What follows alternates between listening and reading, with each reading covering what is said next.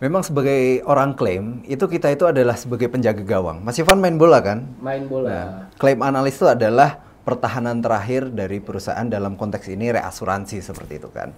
Proven value dari asuransi adalah saat klaim itu dibayarkan. Oke. Nah, tentunya kita juga seperti itu kepada klien kita, perusahaan asuransi. Nah, kita juga harus cepat, tapi ada satu hal yang harus kita pastikan adalah ketepatannya.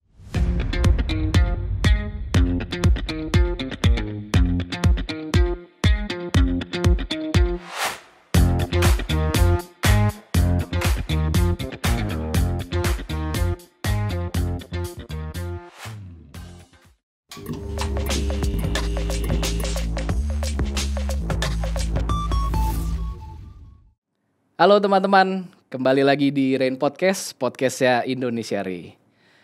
Bersama saya Ivan sebagai host dan kali ini kita akan ngebahas kisah seru tentang klaim analis. Luar biasa. Di sini kita udah kedatangan para master di bidang klaim ya. Ada siapa Pak? Boleh diperkenalkan dirinya mungkin? Perkenalkan teman-teman, nama saya Di Surya, Business Management Division Head. Salah satu fungsinya untuk menghandle klaim.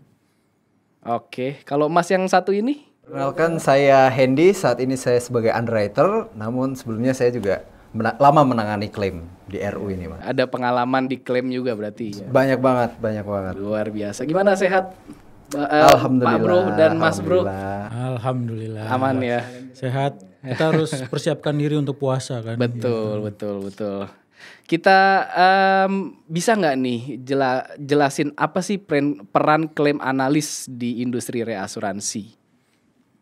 Ya, mungkin dari saya dulu ya. Yes, silakan. Ya, jadi kalau klaim analis itu tentu punya peran yang signifikan ya, terutama untuk industri reasuransi maupun di industri asuransi sendiri gitu.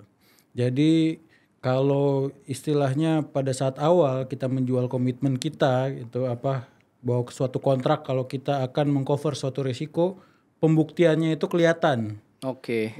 Pada saat penyelesaian klaim kita. Oke. Nah, fungsi utama klaim analis yaitu melakukan, ya dari namanya aja klaim analis ya, pasti menganalisa klaim. Menganalisa ya Pak. Tapi analisa klaim itu kalau kita jabarkan lebih detail lagi, yang pertama yaitu kita harus memverifikasi dokumen atau laporan klaim yang datang. Ya. Jadi dari laporan klaim yang datang tentu ada beberapa kriteria dokumen yang kita butuhkan. Contohnya kalau di reasuransi umum ada notification of loss atau laporan klaim. Nah di situ juga ada estimasinya, estimasi penyebab klaimnya seperti apa. Oke. Nah itu semua perlu dilakukan asesmen oleh pihak klaim analis di reasuransi. Oke. Saat menerima data itu juga kita perlu berkoordinasi ya dengan pihak-pihak terkait.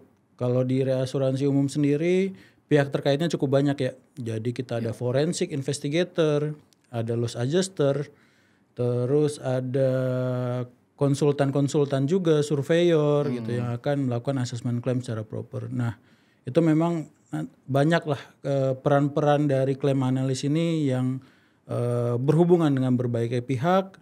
Terus berkoordinasi berbagai pihak agar penyelesaian klaim itu bisa diselesaikan secara tepat dan cepat. Oke. Itu salah satu fungsinya. Luar biasa. Mungkin dari Mas Hendy ada yang mau ditambahkan Mas Hendy? Sepakat apa yang dikatakan Pak Adi Surya tadi. Memang sebagai orang klaim, itu kita itu adalah sebagai penjaga gawang. Mas Ivan main bola kan? Main bola. Nah, klaim analis itu adalah pertahanan terakhir dari perusahaan dalam konteks ini reasuransi seperti itu kan. Karena kitalah yang tadi sudah dijelaskan Pak Surya, kini yang mengevaluasi klaim apakah klaim itu layak untuk diselesaikan atau tidak seperti itu, mengikuti sesuai dengan perjanjian yang sudah kita sepakati. Namun juga klaim itu juga merupakan servis, Mas. Servis perusahaan reasuransi kepada perusahaan asuransi, karena kan dari adanya transfer risiko atau sharing risiko yang kita lakukan bersama para klien kita itu kan ada proporsi klaim juga di situ, sehingga klaim analis mempunyai peran yang harus menyeimbangkan dua hal tersebut menurut kita ya Pak. Salah satunya adalah menjaga result perusahaan kita, tapi di waktu yang bersamaan juga kita harus memberikan pelayanan yang prima kepada klien. Iya betul.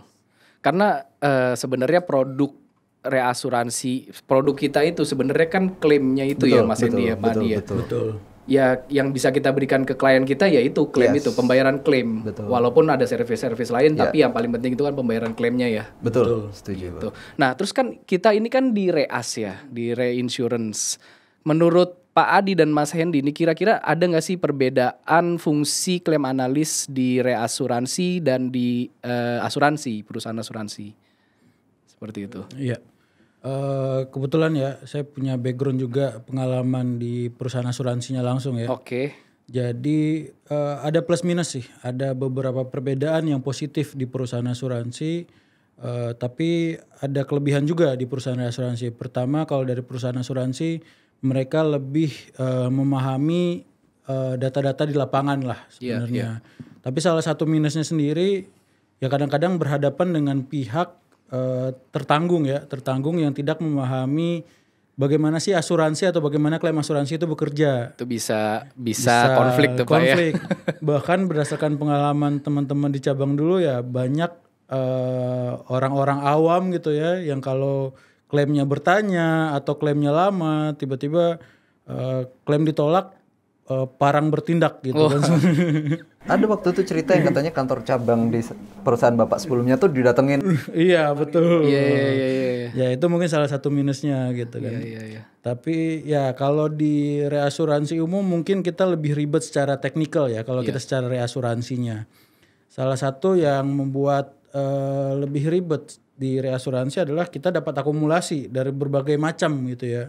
Dari berbagai macam sumber. Jadi kalau di asuransi umum itu biasanya ada koasuransi. Nah itu kadang-kadang kita dapat dari fakultatif, kadang-kadang kita dapat treaty dari perusahaan asuransi A, dari asuransi B, dari asuransi C, bahkan banyak perusahaan asuransi. Padahal itu membahas klaim yang sama, tapi ketentuan masing-masing kontrak tuh berbeda-beda. Nah itu kan agak ribet. Nah itu yang salah satu seni di perusahaan reasuransi penanganan klaimnya seperti itu. Big data ya Pak ya? Iya datanya lebih kita terekspos lebih dengan banyak data. Iya. Terus juga kadang-kadang kita yang diminta untuk memberikan masukan. Karena perusahaan asuransi kan klien kita ya. Jadi kadang-kadang dalam menangani klaim itu perusahaan reasuransi diminta untuk lebih memberikan expert dalam melakukan asesmen klaim gitu. Padahal satu sisi mungkin informasi yang kita terima tidak selengkap dari pihak di asuransi. Oke. Itu salah satu seni atau perbedaannya yang saya Jadi rasakan. ya masing-masing tuh punya keribetannya sendiri lah ya Pak. Yang di asuransi ada, yang di reas juga ada gitu ya Pak ya. Oke. Tadi kan Mas Hendy ini sempat ngomong soal penjaga gawang nih Mas. Nah di bisnis asuransi itu kan ada dua sebenarnya penjaga gawangnya ya Mas ya. Claim analis, underwriter sebenarnya. Nah ini bedanya apa sih? Coba dong jelasin ke kita dong kira-kira. Ya kebetulan saya sendiri pernah menjadi claim analis dan sekarang saat ini saya sebagai underwriter gitu ya. Memang secara umum memang kita adalah person-person yang memang in charge dalam pencapaian hasil usaha teknik di perusahaan reasuransi ya. Tapi memang ada perbedaan yang sangat fundamental di situ yaitu kalau klaim analis yang sudah disampaikan oleh Pak Surya tadi ya peran-perannya seperti itu ya menganalisis klaim, mengevaluasi klaim. Sementara kalau underwriter tugas kita itu adalah menilai risiko dari calon si nasabah seperti itu kan. Dan kita di sini akan menentukan apakah kita akan berpartisipasi atau tidak terhadap risiko tersebut. Dan kalau kita berpartisipasi pun kita akan menentukan kontrak yang sesuai untuk resiko yang dimaksud seperti itu Mas. Secara garis besar seperti itu perbedaannya. Jadi ya bisa dikatakan underwriter itu menjaga dari depan, sedangkan claim analis itu di belakang gitu ya Pak ya. Betul. Oke. Saya paling ada uniknya ya sebenarnya. Kalau saya sendiri sih ngerasa underwriter itu bisa berperan sebagai striker juga gitu. Jadi bukan lebih ke penjaga gawang gitu ya. Jadi mereka juga bisa attack market lebih dulu gitu kan dan mendapatkan bisnis-bisnis yang menarik atau bagus gitu kan. Tapi di satu sisi yang lebih bisa dibilang penjaga gawang memang klaim analis lini terakhir asuransi ya Pak ya. Dan itu salah satu seninya lah. Betul. Jadi kalau ya kayak di pemain bola sendiri kan kadang-kadang lebih terkenal strikernya dibandingkan ya bisa dibilang seperti itu juga gitu. Tapi ya masing-masing punya peran masing-masing lah gitu sebenarnya. Dan ya kalau kita lihat kalau di striker itu kan pada saat mereka menggol tuh diagung-agungkan. Ada gitu. selebrasinya, Pak. Ada selebrasi menjadi suatu pencapaian lah. Jadi mereka tuh either positif mencetak gol atau mereka tuh ya nol nggak mencetak gol sama sekali gitu kan. Tapi kalau kiper itu kalau dia gagal ya disalahin. Minus kan kalau nangkap bola atau nggak becus menangkap bola minus. Tapi kalau berhasil nangkap bola ya kadang-kadang emang udah tugasnya. Jadi either nol atau negatif ya. Itu mungkin perspektif unitnya dari underwriter. Kebetulan Pak Surya juga pernah jadi underwriter juga gitu kan. Iya, betul. Seperti itu. Luar biasa. Jadi ini bapak berdua ini udah kemana-mana berarti ya. Udah ngerasain jadi striker, udah ngerasain jadi kiper. Betul. Nah, berarti kan klaim analis itu kan penting banget di dunia asuransi maupun reasuransi gitu kan. Nah, ini seberapa besar sih pengaruh keputusan klaim analis terhadap perusahaan gitu? Kira-kira seberapa besar sih pengaruhnya, Pak? Iya, tentu sangat signifikan ya. Yang pertama adalah kita memastikan bahwa penyelesaian klaim itu dilakukan yang pertama adalah secara cepat gitu ya. Cepat dan tepat sebenarnya. Tapi kecepatan juga menjadi prioritas. Karena dari perusahaan asuransi mereka kan juga di-push oleh klien mereka, oleh tertanggung untuk memberikan pelayanan yang cepat gitu. Karena itu bukti bahwa pelayanan mereka benar-benar bisa diandalkan. Itu added value dari asuransi adalah proven value dari asuransi adalah saat klaim itu dibayarkan. Nah, tentunya kita juga seperti itu kepada klien kita, perusahaan asuransi. Nah, kita juga harus cepat, tapi ada satu hal yang harus kita pastikan adalah ketepatannya. Nah, ketepatan ini yang seringkali menjadi isu dari kita dengan perusahaan asuransi dengan klien kita, di mana untuk menentukan sesuatu itu sudah tepat, itu kan kadang-kadang ada confidence level gitu ya. Nah, ini yang perlu kita bangun bersama-sama dengan pihak asuransi.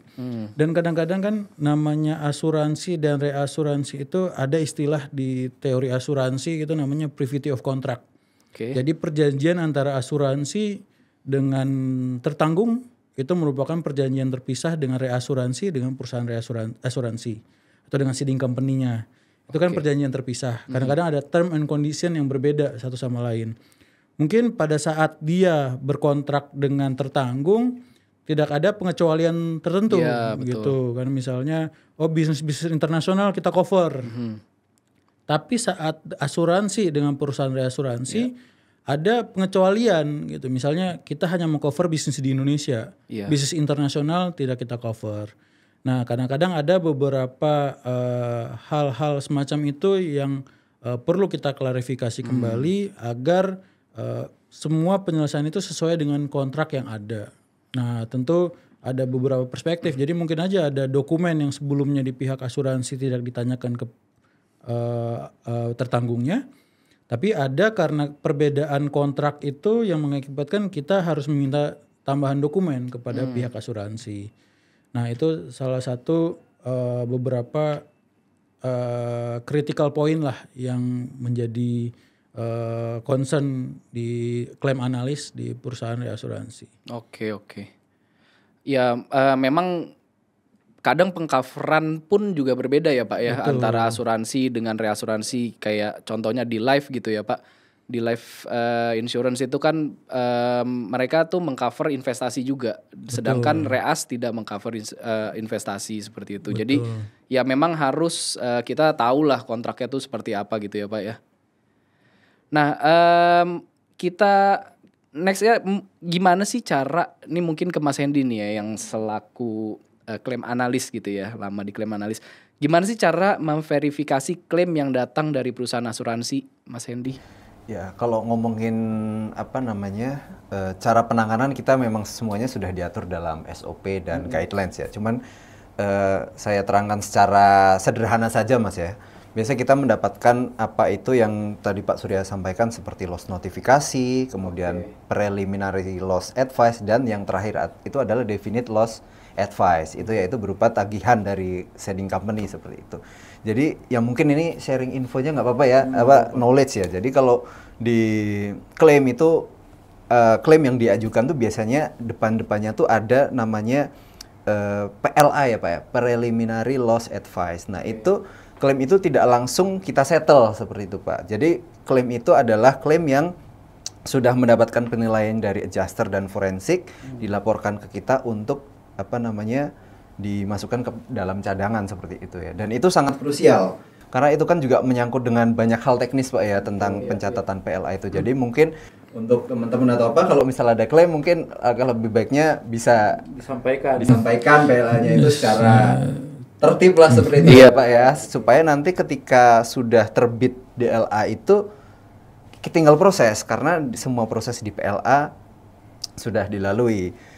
Prosesnya itu ya itu kita mendapatkan pelaporan dari seeding company, kemudian kita periksa dulu sebenarnya administrasinya gitu kan. Apa ini klaim ini hasil klaim dari kontrak yang mana, kita harus tahu dulu. Jangan sampai ada masuk tapi ternyata kontraknya nggak ada kan. Iya betul. Nggak mungkin kan. Setelah kita cek, kemudian kita cek dari isi klaimnya itu sendiri. Yang saya bilang di awal tadi anatomi klaim, seperti kejadiannya kapan, tempatnya di mana, penyebabnya apa dan lain-lain. Dan kita cocokkan terhadap kesesuaian yang kontraknya. Seperti kalau itu klaim dari treaty, kita cek treaty-nya seperti apa, kemudian kalau fakultatif kita cek polis akseptasi underwriter kita seperti apa, kita cocokkan. Apabila memang itu sudah sesuai ya bisa kita selesaikan. Namun kalau misal belum ya kita bisa tanyakan lagi kepada seeding company gitu. Dan tentunya di dalam waktu yang tidak lama seperti itu Mas. Oke. Paling menambahkan sedikit ya. Iya silakan Pak Adi. Ya memang itu salah satu poin penting dalam proses klaim. Dan juga yang salah satu output yang signifikan dari claim analis adalah input juga masukan kepada pihak underwriter. Jadi kita saling melengkapi close cycle gitu ya. Jadi misalkan kalau kita mendapatkan perspektif, ada kecenderungan klaim nih meningkat akibat dari cost of loss tertentu gitu kan, penyebab klaim tertentu. Nah itu jadi masukan kepada pihak underwriter supaya kedepannya saat ada resiko mereka perlu hati-hati atau mengantisipasi resiko dari yang punya ciri-ciri yang tadi disampaikan oleh klaim analis gitu. Ngirim sinyal lah ya Pak ya. Ngirim sinyal. Nah jadi kita ada komite teknik gitu ya yang saling koordinasi dari sisi underwriting maupun klaim untuk orang klaim itu memberikan input-input masukan kepada tim underwriting gitu. Salah satunya mungkin dari pengalaman kita saat penanganan klaim, misalnya ada ambiguitas dari wording klaim gitu, wording tertentu di treaty atau di kontrak kita gitu kan. Nah dengan adanya masukan dari klaim, loophole atau ada penafsiran yang tidak sesuai dengan ekspektasi kita, bisa kita mitigasi dengan wording yang lebih jelas. Itu salah satu ya manfaat klaim ya yang bisa menjadi benefit buat perusahaan asuransi maupun reasuransi secara keseluruhan. Jadi belajar dari peristiwa-peristiwa klaim yang sudah terjadi seperti apa, kita bikin improvementnya di akseptasi kita kan seperti itu ya cycle-nya. Betul. Iya. Berarti bisa mengidentifikasi kira-kira nih di line of business ini nih kira-kira nih klaimnya ada peningkatan nih bisa diinfokan ke tim depan gitu ya. Nah kalau dari sisi fraud gimana tuh Pak Adi dan Mas Hendy? Itu bisa nggak sih klaim analis tuh mengidentifikasi potensi fraud juga? Ya tentunya kita salah satu kelebihan kita dibandingkan perusahaan asuransi, kita mendapatkan exposure macam-macam klaim lebih banyak dibandingkan perusahaan asuransi gitu kan. Jadi misalkan ada ciri-ciri tertanggung yang ada dugaan fraud ya. Tentu fraud ini pembuktiannya sangat susah sekali ya. Betul. Dengan situasi dan kondisi belum baiknya penetrasi insurance atau literasi terkait asuransi di Indonesia gitu kan terkait fraud ini. Tentu pembuktiannya juga susah gitu ya. Tapi at least kita bisa menyampaikan kepada pihak asuransi ataupun dari kita, hati-hati dengan ciri-ciri klaim yang seperti ini. Karena ada potensi fraud. Jadi harus lebih dalam, lebih robust lagi, lebih detail lagi dalam melakukan assessment gitu kan. Bahkan mungkin kalau sebelumnya beberapa klaim kita cuma nanya A, B, C, D, E, mungkin dengan ada dugaan fraud dari ciri-ciri yang kita dapatkan, kita nanyanya bisa lebih banyak lagi, misalnya sampai Z bahkan gitu lebih banyak. Nah itu tapi kalau secara langsung kita mengidentifikasi itu agak kesulitan karena pembuktian Oke. fraud itu kan ranah pidana ya. Pembuktian fraud atau bukan fraud memang membutuhkan dari pihak berwenang gitu. Dan itu secara effort cukup tinggi ya, baik dari dan itu dari sisi time ya, itu kan agak high cost dari sisi waktu dan pekerjaan. Kira-kira seperti itu sih. Oke. Dan reasuransi juga bisa ini ya membantu perusahaan asuransi untuk joint investigation tuh Pak ya. Betul, Kalau betul, misalkan betul. ada yang terbukti ini kayaknya emang fraud nih. Jadi Betul. kita bisa bekerja sama dengan perusahaan asuransi untuk joint investigation tuh ya Pak ya. Betul. Ya itu salah satu service perusahaan reas juga ya. Betul. Dan kita sudah beberapa kali event ya, kayak tahun kemarin kita adain di 2024, kita adain Indonesia Reclaim Forum. Iya. Itu waktu yang kemarin kita season untuk live gitu kan sebenarnya. Karena kita ada season ya ceritanya gitu. Kalau season sebelumnya di tahun 2023 kita Indonesia Reclaim Forum untuk reasuransi umum. Iya. Jadi memang salah satu topik kita baik di live maupun di non live 2 tahun terakhir ini yaitu bagaimana mencoba how to mitigate resiko fraud gitu. Nah, salah satunya memang kolaborasi dengan perusahaan asuransi gitu.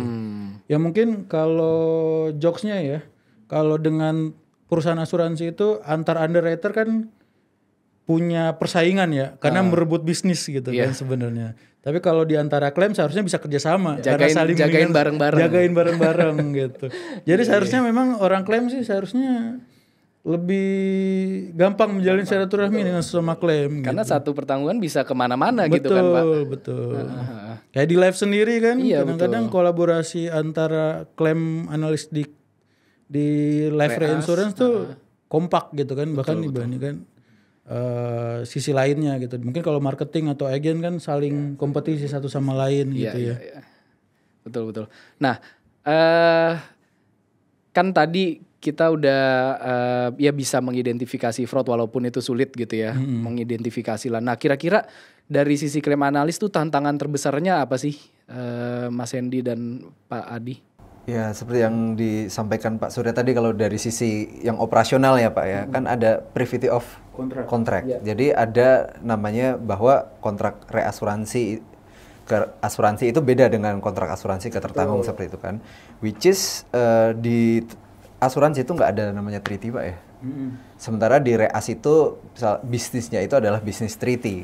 Which is treatment klaimnya pun akan berbeda tuh sama klaim-klaim fakultatif yang risk by risk. Nah di situ tuh ada banyak struktur-strukturnya itu, dan kita tuh harus memahami itu semua gitu. Jadi klaim analis di reasuransi itu harus tahu kontrak dari produk-produk yang dihasilkan itu, kita harus tahu. Walaupun kita bukan underwriter, kita klaim analis gitu ya, tapi tetap harus tahu tuh kontrak treaty, surplus, quota share seperti apa, fakultatif itu seperti apa. Nah itu tantangan sih gitu. Dan itu dari teknik, dan juga itu tadi harus ngasih pelayanan yang prima itu juga. Tapi itu deh menariknya ya. Jadi kayak Mas Hendy gitu kan. Mas Hendy pernah pengalaman di klaim, terus sekarang di underwriting, tentu menjadi pengayaan ya Mas Hendy. Sebelumnya juga Mas Hendy di underwriting. Iya, di underwriting, klaim, underwriting lagi. Nah, jadi setelah mendapatkan dari klaim, punya perspektif bagus gitu, lebih baik gitu ya, lebih lengkap, lebih holistik gitu ya terkait penyelesaian klaim. Bahkan uniknya itu ya, di beberapa perusahaan asuransi saya dengar itu kalau orang underwriting mau menjajaki karir yang lebih tinggi, dirotasi dulu ke klaim gitu. Karena Karena biar ada klaim challenge itu pressure-nya lebih tinggi gitu. Bagaimana kejar-kejar tertanggung atau dikejar-kejar klien gitu kan. Pasti. Jadi lebih stressful, tapi akhirnya ya what doesn't kill you make you stronger ya Mas Hendy. Exactly. Nah, tadi kan kita udah ngomong soal tantangan. Nah, sekarang apa sih yang menyenangkan menjadi klaim analis tuh apa sih? Ya, yang menyenangkan jadi klaim analis, yang pertama kita punya banyak teman ya. Iya. Jadi pertama, selain kita tadi seperti sampaikan ya, selain kita punya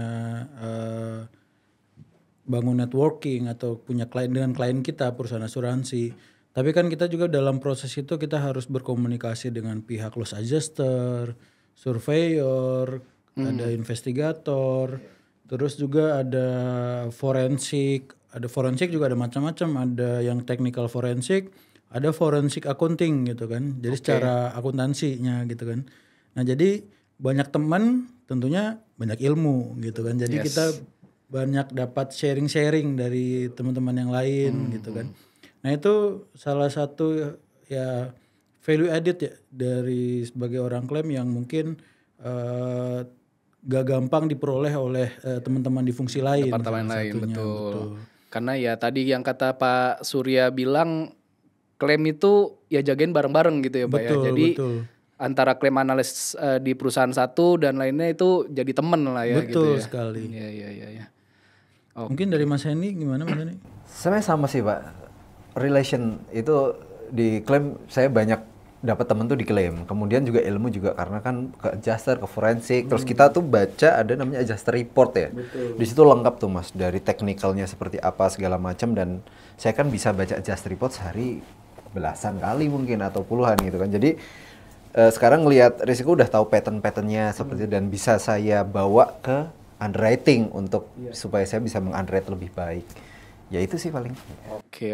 Ya sama satu lagi tuh tadi ada nambah teman, nambah ilmu. Yang ketiga banyak tantangan sih. Jadi kalau kamu seorang yang senang tantangan, mending jadi klaim analis. Kenapa? Karena klaim analis tuh nggak ada yang sama tiap klaim. Tiap klaim itu unik gitu kan sebenarnya. Jadi ada klaim A pasti berbeda dengan klaim yang lain.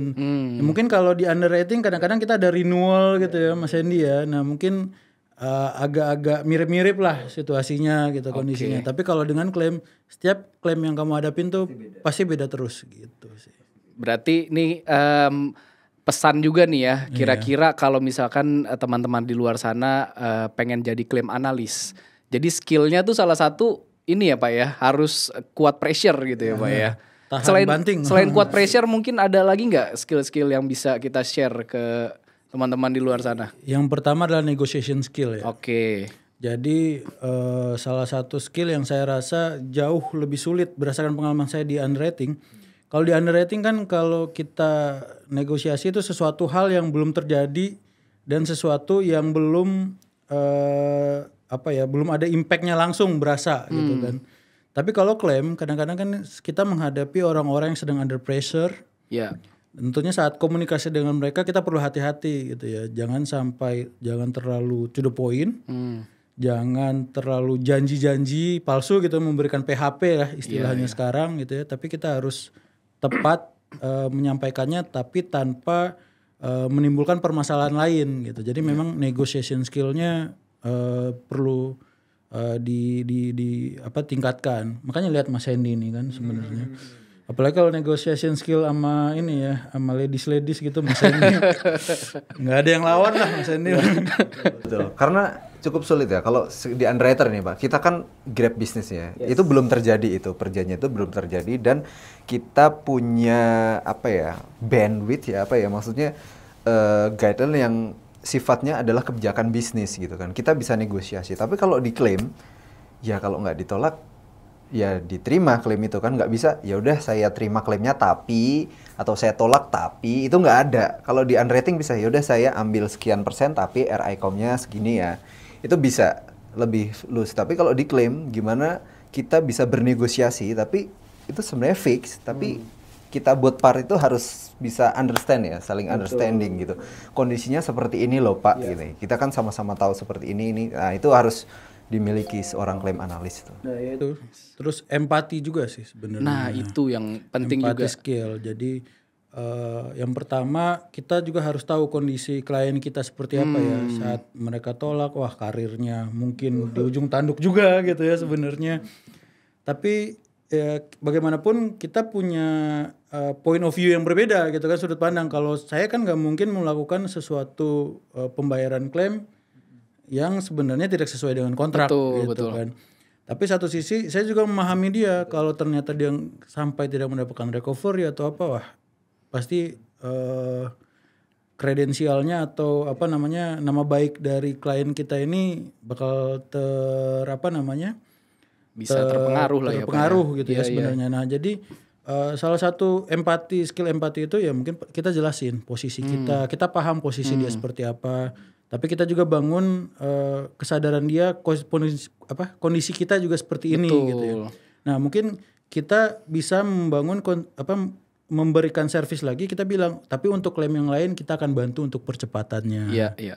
Jadi satu sisi ada seninya seperti itulah. Jadi kita mungkin mengecewakan dia karena klaimnya tidak didapatkan atau tidak bisa sesuai dengan yang dia harapkan. Tapi kita menggantinya dengan additional service lain yang mudah-mudahan bisa mengurangi kekecewaan dari dia. Kan klaim kan nggak cuma satu ya Pak. Betul. Misal satu shading company itu kan klaimnya anggaplah 10. Paling yang bermasalah satu ya berarti yang 9-nya tetap akan kita kasih yang prima gitu pelayanannya. Sebenarnya gitu Mas Andi. Kadang-kadang kita berharap orang klaim itu nggak usah ada kerjaan ya. Kalau orang klaim nggak ada kerjaan kan nggak ada yang ngeklaim dong ya Pak ya. Semua orang pasti nggak berharap nggak ada klaim. Iya. Ya udahlah Mas Endi nggak usah sibuk-sibuk. Tapi benar sih Pak Surya, empati itu penting karena itu menentukan gimana kita mendeliver message kita. Walaupun memang itu kenyataannya pahit. Ya kita berusaha semaksimal mungkin untuk tetap bisa menjaga relationship gitu ya Pak ya. Betul sekali. Yang penting juga selain empati juga transparansi aja. Betul. Transparansi itu kalau misalkan kita kasih tahu orang keadaan kita seperti apa, mereka juga akan ngerti sebenarnya sih. Betul. Nah ini terakhir nih Pak Bro dan Mas Bro, apa sih bisa nggak di-share tips nih ke teman-teman semua gimana biar klaim mereka nggak ditolak? Jangan ngeklaim gitu. Jangan ada klaim gitu ya. Yang paling pertama ya pastikan bayar premi tepat waktu ya. Oke. Nggak ada premi ya gimana kita bisa bayar klaim gitu ya Pak ya. Terus yang kedua ya pastikan penyebab klaim itu atau ketentuan klaim itu sesuai dengan kontrak yang berlaku. Jadi pastikan condition precedent to liability, jadi kondisi sebelum liability itu muncul. Atau kondisi pada saat liability itu berlangsung juga perlu dijaga. Gitu kan, sebenarnya. Pahami kontraknya lah sebenarnya. Oke, luar biasa banget nih. Terima kasih banyak nih Pak Adi dan Mas Hendy atas ilmunya ya. Semoga teman-teman semua bisa mendapatkan manfaatnya. Jangan lupa follow semua sosial media Indonesia Re. Kita jumpa di episode berikutnya. Bye-bye. Bye-bye.